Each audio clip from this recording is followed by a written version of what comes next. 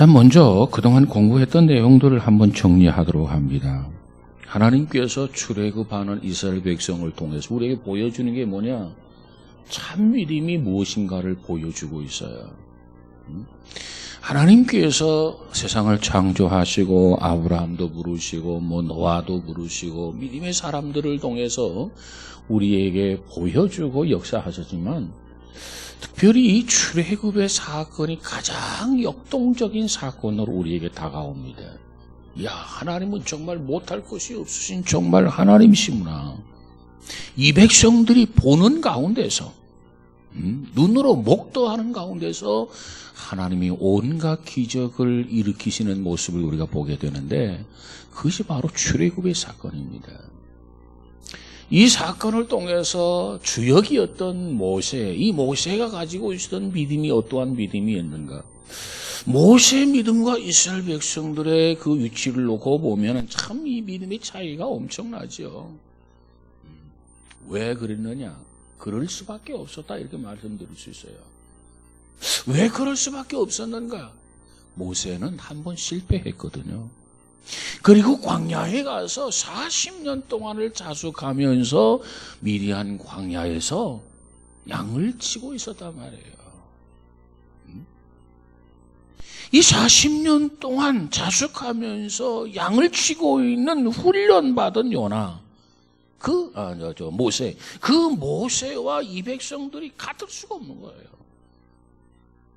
여러분, 고난 속에서 신앙생활을 하는 사람과 평안함 속에서 신앙생활을 하는 사람과는 차이가 있어요. 잘못된 것은 아닙니다. 그렇기 때문에 우리는 자기의 신앙만이 옳고 다른 사람의 신앙은 그릇되다 단정하는 것은 참 위험천만한 거다는 거죠. 그분이 생각할 때 그분의 위치에서는 그럴 수도 있지. 우리가 이렇게 인정하고 받아들일 수 있어야 됩니다.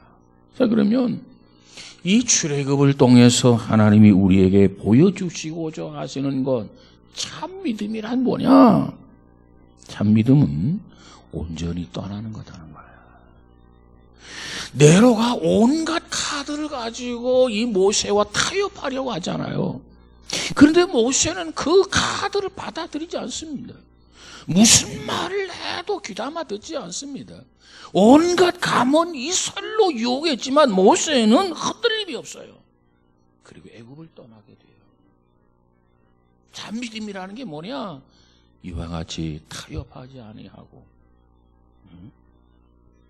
떠날 것을 떠나는 그런 용단, 그런 결심, 결단, 이 과정이 있어야 참 믿음을 가진 자라 이렇게 말씀드릴 수 있어요. 여러분, 이 바로가 온갖 방해를 하잖아요. 그런데 흔들림이 없어요. 어떤 사람은 신앙생활을 하다가 여러 가지 환경 여건을 놓고 그 환경과 여건과 타협하는 사람이 있어요. 그 사람은 온전한 믿음을 가질 수 없어요. 하나님의 뜻이 무엇인가가 중요하죠. 그리고 그 하나님의 뜻을 가지고 우리는 꿋꿋하게 나아가는 그런 결단이 필요하다. 그래서 진정한 신앙, 참 믿음은 뭐냐? 애굽을 온전히 떠나는 것이다. 그러면 나에게 애굽은 무엇일까? 이전의 생활, 이전의 삶의 방식에서 떠나야 돼요. 교회는 나오는데 이전의 삶을 그냥 지속하고 이전의 생활 그대로 살아가고 달라진 게 없다고 한다면 달라진 거 주일날 성경책을 끼고 교회 나오는 거 이것만 달라졌다면 그건 신앙이 아니에요. 어찌 보면 지금까지 살았던 삶의 뿌리조차도 흔들어 버려야 돼. 이 백성들이 애굽에서 몇 년 살았어요? 1년? 2년? 3년? 자그마치 400년을 살아. 400년. 완전히 뿌리를 내렸단 말이에요. 그런데 그곳을 떠나서 어디로 가라는 말입니까? 정할 수도 있고 반항할 수 있었지만 이 백성들은 하나님의 말씀을 쫓아서 모세를 중심으로 해서 결단을 내리죠. 애굽을 떠나요. 하나님이 우리를 굶길까 보냐? 하나님이 우리를 죽게 놓아둘까 보냐? 하나님을 신뢰하고 떠나요. 이게 참 믿음이라는 겁니다. 오늘 우리들도 지난날의 삶의 내용, 삶의 방식, 삶의 사고, 나름대로의 삶의 철학, 이 모든 게 있을 거예요. 그것에서 떠나야 돼요. 지난 시간에 제가 말씀드렸어요. 큰 배는 항구에 정착하게 되면 밧줄로 묶어놓잖아요. 그 밧줄로 묶어놓는데, 닷을 내리고 밧줄로 묶어놓는데 그 밧줄을 풀지 아니하고는 태평양으로 나갈 수가 없어요. 인도양 대서양으로 나갈 수가 없어요. 그 밧줄을 풀어야 그 큰 배가 태평양을 향해서, 대서양을 향해서, 인도양을 향해서 빵 하면서 출발하는 거 아니겠습니까? 오늘 우리도 마찬가지예요. 혹시 여러분을 묶어놓고 있는 게 뭘까요? 무엇입니까? 한번 생각해 보세요. 나로 하여금 하나님 앞에 바로 살도록 하지 못하는 요인이 뭐냐 말이에요. 뭐가 나를 꽁꽁꽁꽁꽁꽁 이렇게 묶고 있냐 말이에요. 한번 생각해 보세요. 그래서 참 믿음이라고 하는 것이 이 백성들에게 애굽에서 떠나는 것처럼 우리의 과거의 삶에서 떠나는 것이다.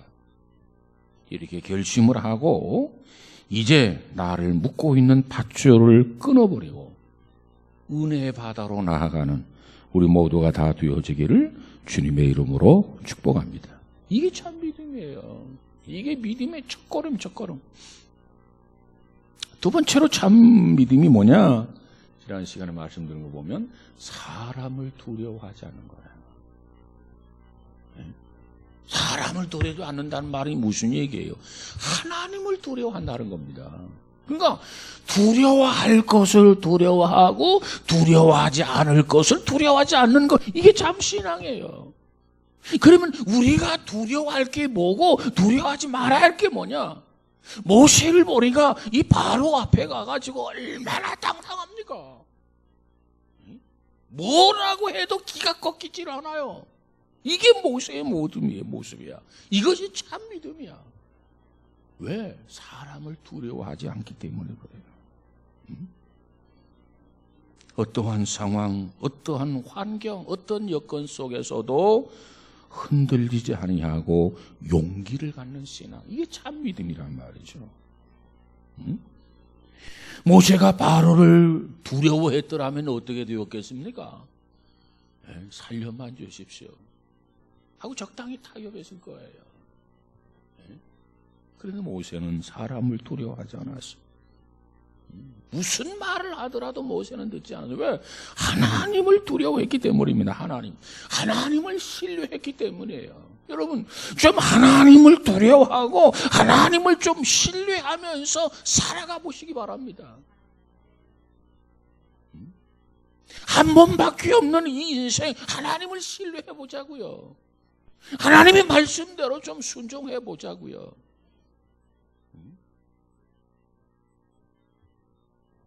모세는 이 백성을 향해서 출애굽기 14장 13절에서 뭐라고 말합니까? 너희는 두려워 말고. 당연히 저들은 두려워할 수밖에 없잖아요. 자, 400년을 살았던 애굽에서 떠나가게 됩니다. 마지못해서 떠나가게 됩니다. 어쩔 수 없이 떠나가게 됩니다. 그런데 앞에는 홍해가 물이 철렁철렁. 제가 이 성주순례 가서 이 홍해를 한번 봤어요. 야, 홍해가 개울 거 아닙니다. 요단강은요, 뭐 조그만해요. 요단강 이렇게 건너갈 수도 있어요. 뭐, 응? 요단강은 뭐 개울이야, 개울. 응? 그렇게 높지 않아. 가보니까 거기서 이렇게 뭐 양어장처럼 고기도 기르고 이 강변에서 그러더라고요. 이게 요단강이라는 거야. 실감이 안 나. 그런데 홍해는 말이죠, 우리나라 한강처럼 굉장히 폭이 넓어가지고 물이 그냥 철렁철렁해요. 아, 겁이 나요, 겁이 나. 에? 이게 홍해. 자, 이 백성들이 애굽에서 출애굽을 하면서 뒤에서는 또 바로의 마음이 변심이 됐어요. 그래서 마병들이 지금 이 백성들을 쫓아옵니다. 마병의 소리, 전차의 소리가 달라달라하고 오는데 앞에는 보니까 홍해가 물이 철렁철렁 하는데 그 상황 속에서 두려워하지 않을 사람이 어디 있겠어요? 그 두려움이 누구를 향하느냐? 저 모세. 아니, 애굽에서 잘 살고 있는 우리를 충동질해서 가나안 땅으로 가자고 하더니 우리를 이곳으로 매장지를 삼아서 장사 지내러 가는구나 말이죠. 그래서 모세를 원망하잖아요. 그때 모세는 이 백성들을 향해서, 두려워하고 있는 이 백성들을 향해서, 겁을 먹고 있는 이 백성을 향해서 뭐라고 말합니까? 너희는 제발 두려워하지 말아라. 두려워하지 말고 가만히 서서, 너희들이 할 것은 아무것도 없다. 두려워하지 말고 가만히 서서, 너희들은 손 하나 까딱할 필요 없어. 여호와께서 오늘날 너희를 위하여 행하시는 구원을 보라. 두려워하고 있고 겁을 덜컥 먹고 있는 이 백성을 향해서 이렇게 말씀하는 거예요. 너희는 두려워하지 말아라. 가만히 서서 여호와께서 오늘날 너희를 위하여 행하시는 구원을 보라. 모세가 이렇게 외칩니다. 여러분, 하나님을 두려워하는 사람은 하나님을 의지하게 되어 있어요. 그 하나님을 왜 의지하게 되느냐? 하나님을 두려워하는 사람은 하나님은 나를 돕는 자라는 사실을 믿기 때문에 그래요. 두려워하면서도 하나님을 믿기 때문에 하나님을 신뢰한단 말이에요. 하나님이 나를 돕는 자라는 확신을 가져요. 그렇기 때문에 세상의 환경에서 오는 어려움, 두려움을 극복하게 되는 줄로 믿습니다.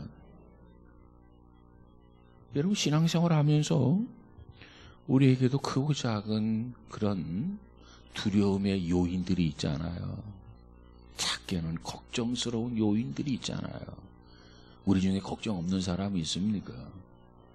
염려가 없는 사람이 있습니까? 두려움이 없는 사람이 있습니까? 대답은 있습니다. 우리의 삶 속에서, 우리의 생활 속에서 두려움 없는 사람이 누가 있냐 말이에요. 있습니다. 그러면 그 두려움을 어떻게 해야 극복할 수 있나요? 염려를 어떻게 해야 극복할 수 있나요? 걱정스러운 면을 어떻게 해야 극복할 수 있나요? 오늘 이 말씀을 통해서 우리가 보면은 이 백성들의 두려움은 무엇으로 극복이 되느냐, 그거 보면 알 수 있어요. 우리에게 두려움이 오면 우리도 이 백성들처럼 어떻게 하면 두려움을 극복할 수 있다, 답이 나온다 그 말이에요.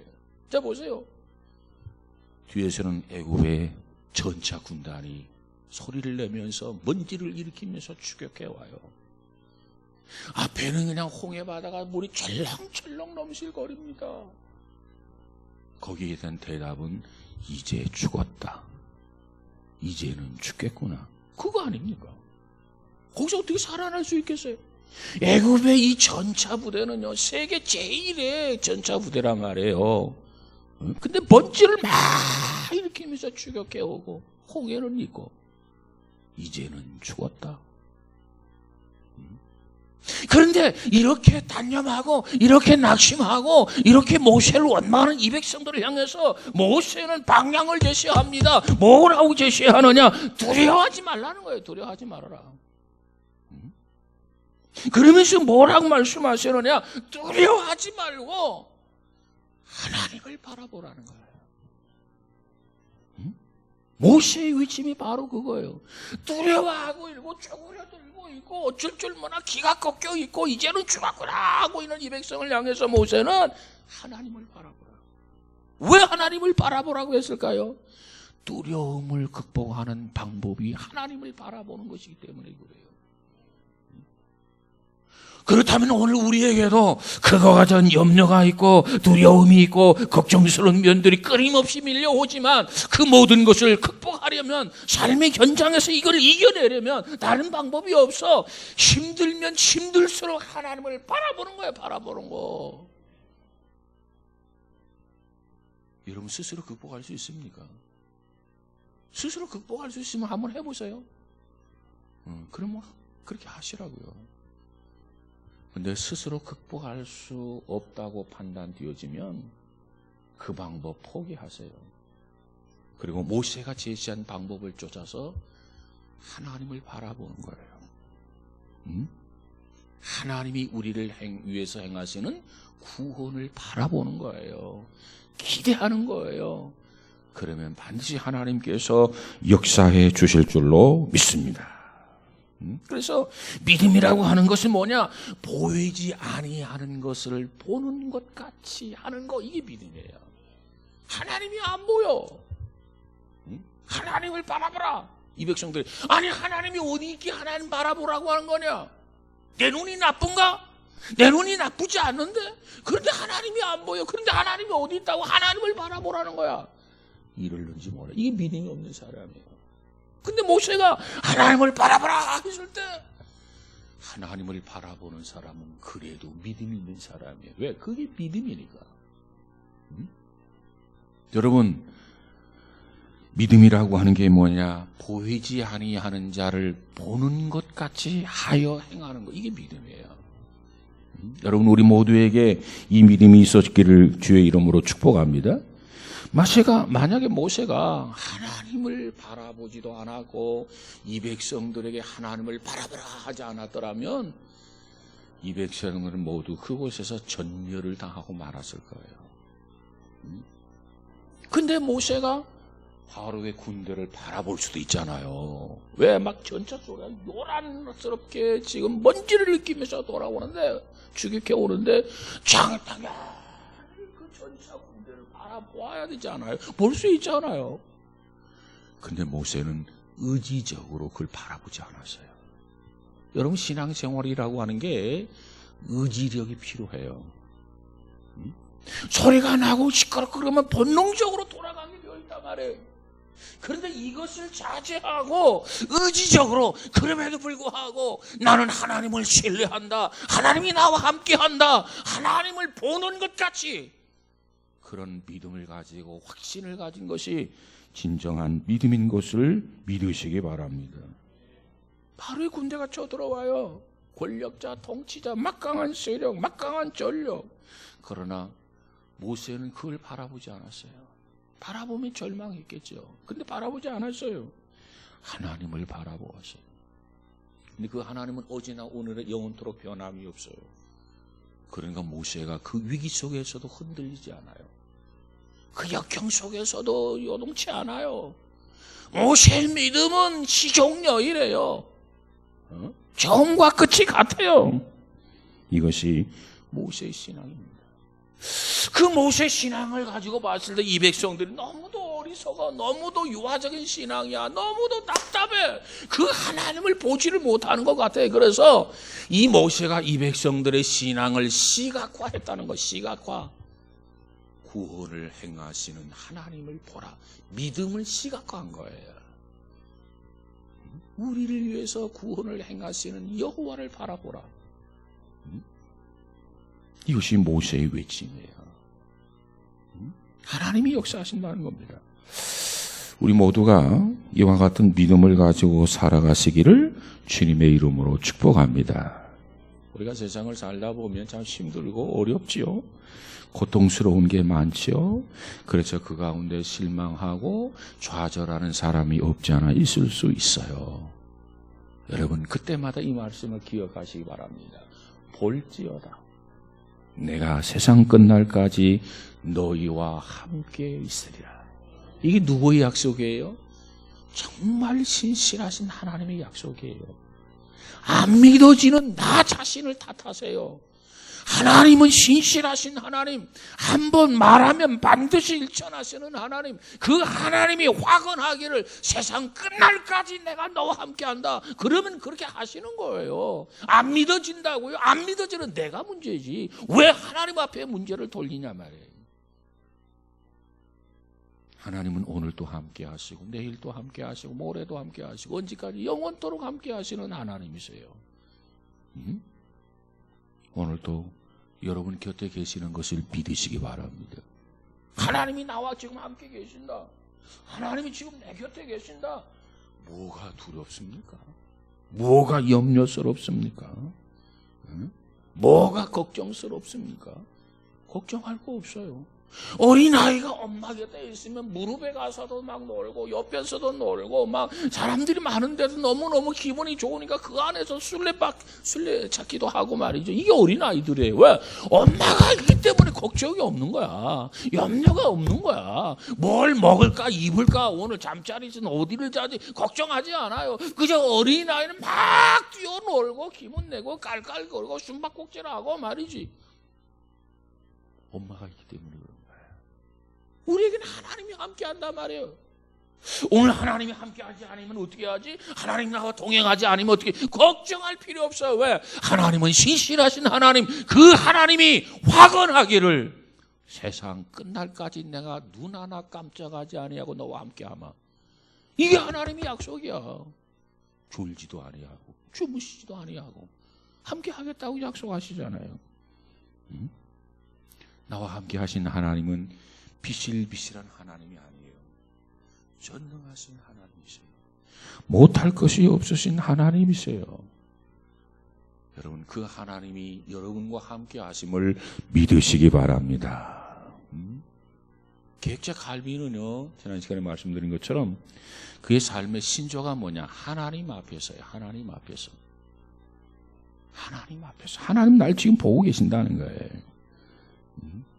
여러분, 어떠한 상황 속에서도 하나님을 바라보는 우리 모두가 되어지기를 주의 이름으로 축복합니다.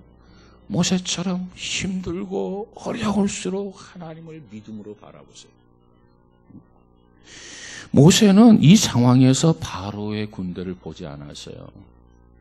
바로의 군대를 보았다고 한다면 그가 어떤 믿음을 가졌든지 낙심하고 좌절했을 거예요. 야, 저 훈련받은 마병 저 전차부대, 누가 애굽의 전차부대를 당해낼 수 있겠는가?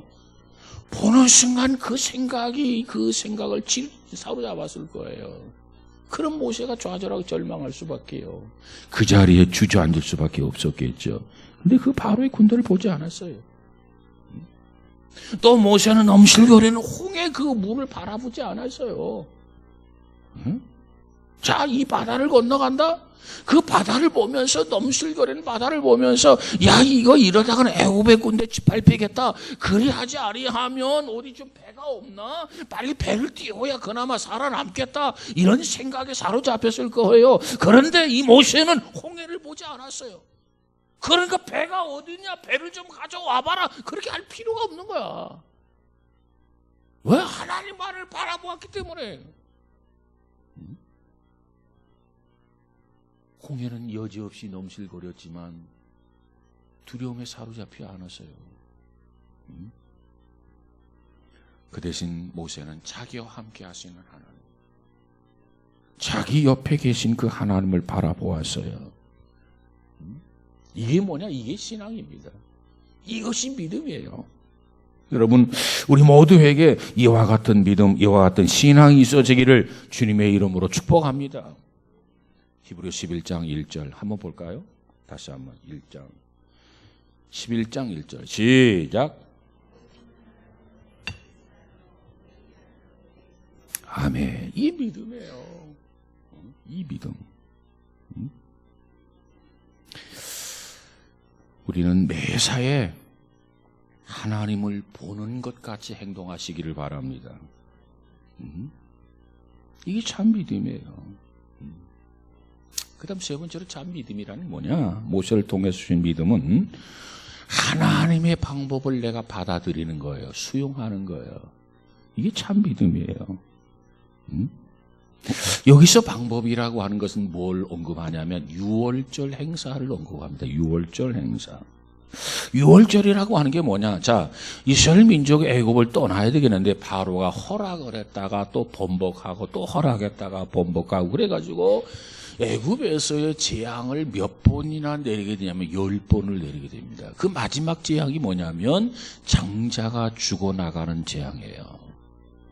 이 마지막 재앙을 함에 있어서 이제 하나님께서 이 백성들을 향해서 양을 잡으라는 거예요. 그리고 양의 피를 받아가지고 문설주에 바르라는 거예요. 그러면 그날 저녁 죽음의 사자가 가정을 방문하는데, 그러면 그 가정의 장자들이 다 죽어가게 되어 있어요.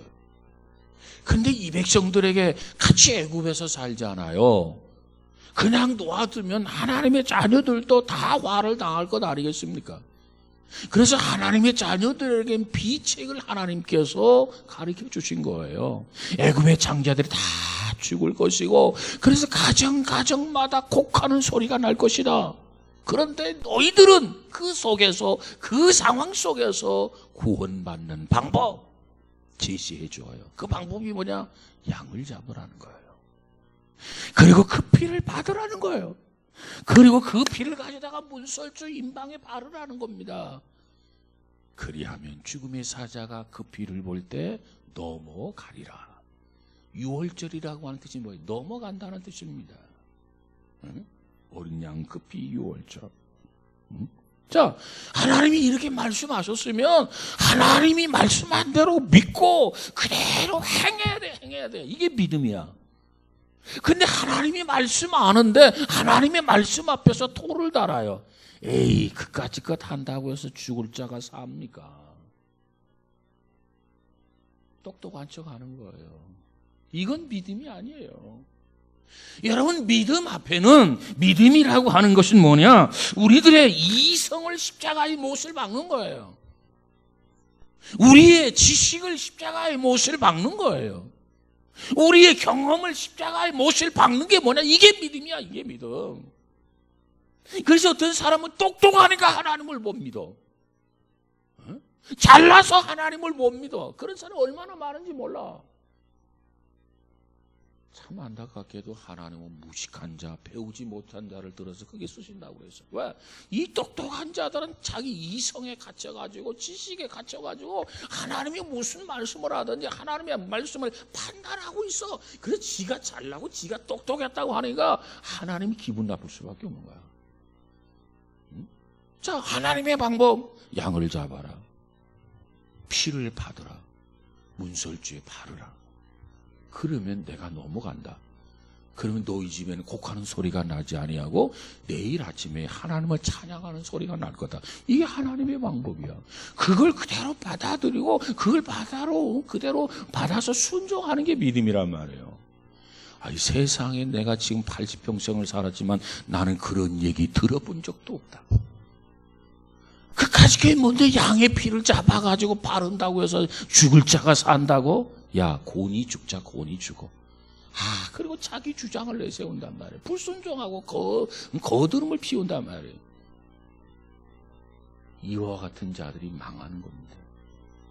이 구원이라고 하는 것은 뭐냐? 하나님의 방법을 그대로 받아들이는 거예요. 양을 잡으라면 양을 잡는 거예요. 문설주에 바르라 그러면 문설주에 바르는 거예요. 그와 같은 가정에는 넘어간다. 그럼 하나님이 넘어가는 거예요. 여러분, 우리가 신앙생활 하면서 신앙인에게도 여러 가지 참 회의가 있을 수가 있어요. 야, 이거 한다고 이거 되겠나? 이거 해도 안 될 것만 같아. 예를 들어 주일을 지킨다고 해서 하나님이 뭐 주일 것까지 축복해 주시겠나? 주일을 지킨다고 해서 하나님이 나에게 건강 주시겠나? 11조 하신다고 해서 나의 필요를 하나님 채워주시겠나? 안 그럴 것만 같아요. 믿음 없는 사람은 못하는 거야. 그런데 믿음이 있는 사람은 하나님의 말씀이다. 하나님 축복하신다고 했다. 그러면 하나님의 말씀이기 때문에, 신뢰하기 때문에 내 이성을 제쳐버리고 내 지식을 제쳐버리고 내 경험을 제쳐버리고 하나님의 방법을 우습게 여기지만 그래도 내 방법을 제쳐버리고 하나님, 내가 말씀대로 살겠습니다. 내가 말씀대로 순종하겠습니다. 이렇게 끝까지 말씀을 붙들고 말씀대로 실천하는 거, 이게 뭐냐? 이게 바로 믿음이에요. 다른 게 믿음이 아니라 이게 믿음이란 말이에요. 지난 시간에 잠깐 말씀을 드렸죠? 무엇으로 구원받는다고 생각합니까? 양심으로 살면 구원받겠죠. 고상한 대답이야. 똑똑한 대답이야. 잘난 대답이야. 그러나 그 대답은 땡 틀렸어요. 하나님은 우리 양심대로 살아서는 구원받지 못한다고 이미 성경을 통해서 선언해 주었어요. 만약에 우리가 양심대로 살아서 구원이 가능하다면 그리스도가 무엇 때문에 오셨습니까? 그리스도가 왜 십자가에 피 흘려 죽으셔야 하냐 말이에요. 다 양심대로 살면 되는 거지. 그런데 성경은 말하기를 우리 양심이 이미 타락해서 어느 만큼 타락했느냐, 화인 맞은 양심이란 말이에요. 화인 맞은 양심. 화인 맞았다는 게 뭐예요? 불에 댄 데는요 감각이 없어요. 다시 말하면 감각이 없단 말이에요. 감각이. 양심이 죽어가지고 그냥 죽은 게 아니라 마치 화인, 불에 데어진 상처처럼 화인 맞아서 감각이 없는 게 우리 양심이. 근데 그 양심대로 살면 구원받는다고요? 양심대로 살면 지옥 안방에 가겠죠. 이게 정답이라. 그러면 우리가 어떻게 살아야 되느냐? 애굽의 많은 가정들이 마을의 집집마다 있었는데 하나님이 제시한 방법대로 순종한 가정은 넘어가서 그것이 6월절이야. 넘어가리라. 그 방법이 뭐예요? 양을 잡으라. 그리고 어떻게 합니까? 피를 받아라. 피를 받아서요 문설주에 바르라. 그럼 그대로만 하면 되는 거예요. 그대로만 하면 살아요. 우리는 이것을 뭐라고 하느냐? 예수 그리스도의 십자가의 보혈로 구원받는다는 겁니다. 죄 씻음을 받고 구원받는 걸 믿으시기 바랍니다. 여기서 십자가의 보혈이라는 게 뭐예요? 예수님께서 십자가에 달리셔서 물과 피를 아낌없이 쏟아주신 그 피가 너무나도 보배롭고 너무나도 소중하기 때문에 그 피를 우리가 무엇으로 표현하느냐? 보혈로 표현해. 보혈로. 그 피로 우리가 죄 씻음을 받는 거예요. 죄 씻음을 받으니까 하나님 앞에 믿음으로 의인이 되는 거예요. 하나님 앞에 믿음으로 의인이 되니까 하나님 나라 갈 수 있는 거예요. 내가 잘나서 가는 게 아니야. 그 피로 인하여 우리가 죄 씻음 받지 아니하고는 하나님 나라 갈 수 없어요. 왜? 죄인을 위해서 예비된 것이 하나님 나라가 아니기 때문에 그렇습니다. 하나님의 나라는 의인들을 위해서 예비된 나라예요. 내가 너희를 위해서 예비하러 가노니. 그러니까 예수 그리스도의 그 피로 죄 씻음을 깨끗이 씻고 믿음으로 의인이 되고 믿음으로 의인이 된 자라야만이 주께서 그들을 대상으로 예비하신 하나님의 나라, 하나님 나라 가는 거예요. 그래서 믿음으로 가는 나라, 하나님 나라. 그런 찬양을 하게 됩니다. 여러분, 우리 가운데 아직도 우리의 이성을, 우리의 지식을, 우리의 경험을 십자가의 못을 박지 못하고 이성 안에서 신앙생활하고 얄팍한 그 지식 안에서 신앙생활하고 얄팍한 그 경험 안에서 신앙생활하는 사람들이 많아. 그래서 지식으로 인해서 목사님 설교를 판단하고 경험으로 판단하고 저건 믿어도 된다. 저건 믿으면 안 돼. 뭘 저런 걸 어떻게 믿으라고. 자기 자신이 말씀을 들으면서 선별하는 사람이 있어. 그건 바른 믿음이 아니에요. 자, 그런데 우리가 예수 그리스도의 보혈 앞에서 오늘 특별히 강조하고 싶은 게 있어요. 예수 그리스도의 십자가의 보혈을 통해서 피 흘림과 피 뿌림의 관계, 이걸 좀 설명해 드리려고 해요. 피 흘림과 피 뿌림의 관계. 이 피 흘림과 피 뿌림의 관계는요, 그 개념이 달라요. 이 부분을 우리가 잘 이해를 해야 돼요. 피 흘림이 있어야 되고 피 뿌림이 있어야 구원을 받습니다. 이 두 가지 경우 예수 그리스도의 피 흘림만 있어도 구원을 못 받아요. 피 흘림이 있어야 되고 그 피 흘림을 통해서 우리가 피 뿌림을 받아야 우리가 구원받는다고 하는 걸 잊어서는 안 됩니다.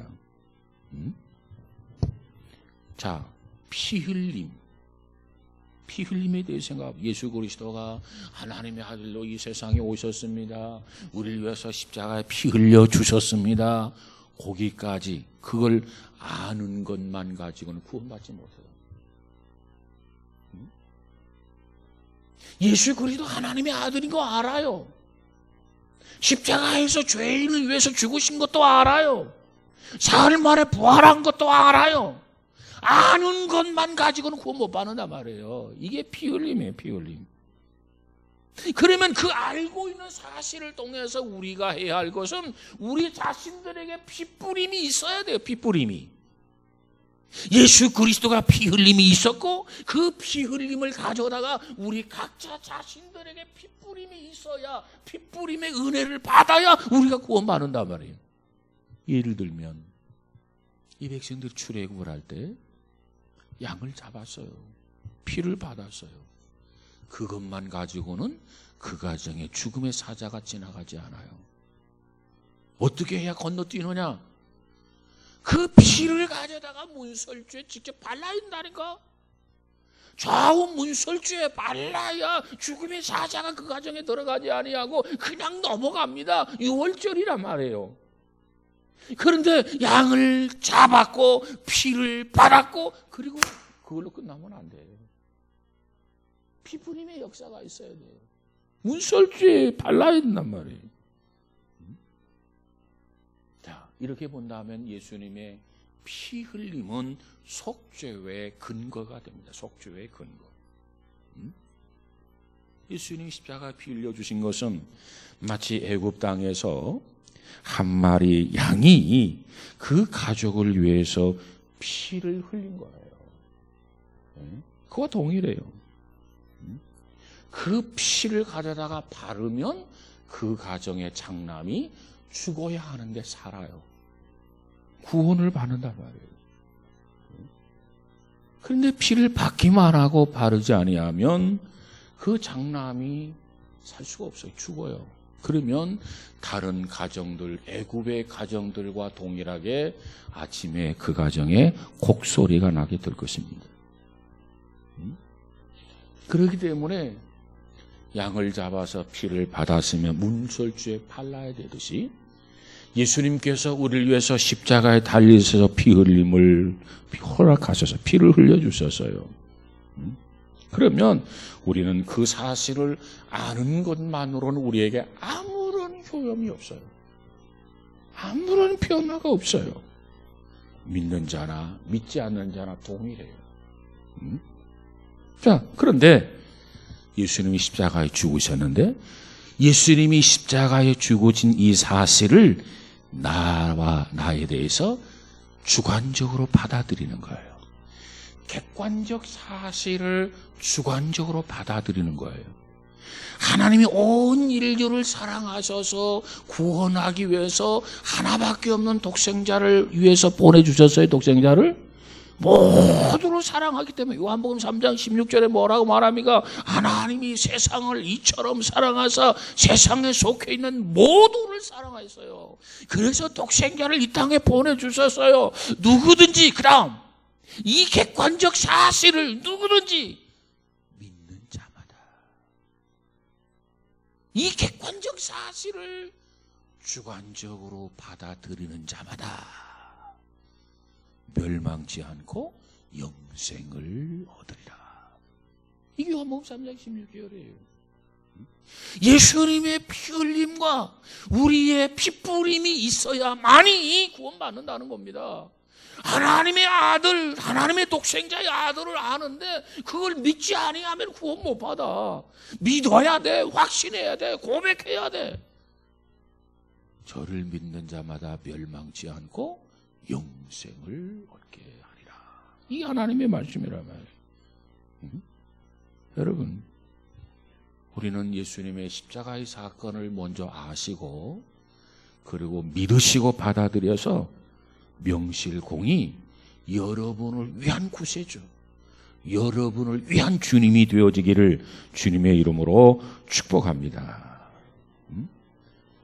이 백성들이 모세를 통해서 주시는 말씀을 쫓아서 살았을 때 특별히 피 흘렸고 피를 받았고 그걸 문설주에 바르는 순간부터 그 가정은 하나님의 보호 아래에 거하게 됩니다. 어둠의 그림자가 지나가는 거예요. 죽음의 사자가 건너뛰는 거예요. 왜? 하나님의 능력 아래 보호가 되기 때문에. 오늘 우리가 하나님의 말씀을 그대로 믿고 살아갈 때 하나님의 보호가 주어지는 거예요. 그냥 알고 그냥 만다면 하나님의 보호가 있지 않습니다. 하나님 지키시지 않아요. 아무쪼록 우리 모두는 피 흘림과 더불어서 각자 그 객관적 사실을 주관적으로 받아들일 수 있는 피뿌림의 은혜가 우리 모두에게 있어져서 이는 내 아들이요 내 사랑하는 자라. 하나님이 보호하시고 하나님이 지켜주시고 하나님이 인도해 주시는 진정한 주의 백성들이 다 되어지기를 주님의 이름으로 축복합니다. 저들이 이걸 경험을 했어요. 그리고 이제 또 멋있게 이 홍해를 건너가잖아요. 홍해 이 바다를 육지같이 건너가는데 그 스릴이 얼마나 참 대단했을 것 같아. 그러면서 힘있게 광야를 향해서 나아갑니다. 이것이 이 백성들의 모습이에요. 여러분, 신앙생활의 시작이 무엇이라고 생각합니까? 교회 출석하는 거? 이것이 신앙생활의 시작입니까? 아니요. 그러면 세례받는 그 순간, 이 세례받는 순간이 신앙생활의 시작입니까? 아니요. 하나님을, 어떤 하나님의 역사를 체험하는 것이 신앙생활의 시작입니까? 그것도 역시 아니요. 아니, 방언을 하고, 입신을 하고, 동역을 하면 그게 신앙생활의 시작입니까? 아니요. 신앙생활의 시작은 예수님의 피 흘림과 이 객관적 사실을 피뿌림이라고 하는 주관적 사실로 받아들일 때 나는 진정한 그리스도인이 된 거고 그곳에서부터 신앙생활의 첫발 시작이 되는 것을 믿으시기 바랍니다. 그러니까 예수 그리스도가 나의 구주가 되십니다. 나의 주가 되십니다. 그리스도를 영접하지 아니하고는 나의 주가 된다, 구주가 된다 고백할 수 없거든요. 정말 하나님의 아들을 내 마음속에 모셨습니다. 그렇기 때문에 예수님은 나의 구주입니다. 나의 주님입니다. 이런 고백이 가능하단 말이죠. 그러니까 예수가 나의 구주가 되시고 예수님이 나에게 주님이 되시는 순간부터 우리는 진정한 신앙생활을 시작하는 거예요. 혹시 여러분 안에 그리스도가 계십니까? 주님이 계십니까? 한번 자기 마음을 보세요. 손님이 있어야 할 자리에 있지 않아서 내 마음은 뻥 뚫린 마음은 아닌가? 주인이 있어야 할 자리에 있지 아니해서 내 마음은 쓸쓸한 마음이 아닌가? 정말 주님이 여러분 안에 임재하셔서 마음에 든든함이 있어지고 평안함이 있어지기를 주님의 이름으로 축복합니다. 자, 이처럼 참 믿음이라고 하는 것은 하나님의 방법을 받아들이고 순종하는 거예요. 내 잘났다고 양심대로 살면 구원받을 거예요. 선하게 살면 구원받을 거예요. 구제를 많이 하면 구원받을 거예요. 율법대로 살면 구원받을 거예요. 그런 착각을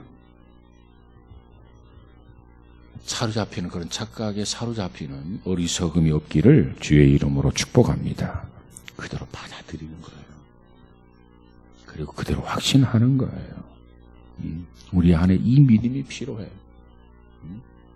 이 진정한 믿음, 이 참 믿음을 설명하기 위해서 히브리서 기자는 참 여러 가지로 얼마나 노력을 많이 합니까? 한 사람을 통해서 믿음이란 이거다 설명하면 될 텐데 그 많은 인물을 통해서 또 다른 측면에서 믿음, 또 다른 측면에서 믿음, 또 다른 측면에서 믿음. 왜? 믿음이 그처럼 소중하다는 거예요. 여러분 안에 이 믿음의 개념이 바르게 정립이 되어져서 이 시대에 참 믿음 안에 사는 우리 모두가 다 되어지기를 주의 이름으로 축복합니다. 이 백성들이 이 믿음을 가지고 광야로 당당하게 전진하는 것처럼 우리도 이 믿음을 가지고 세상을 향해서 당당하게 나아갈 수 있는 승리자가 다 되어지기를 주님의 이름으로 축복합니다.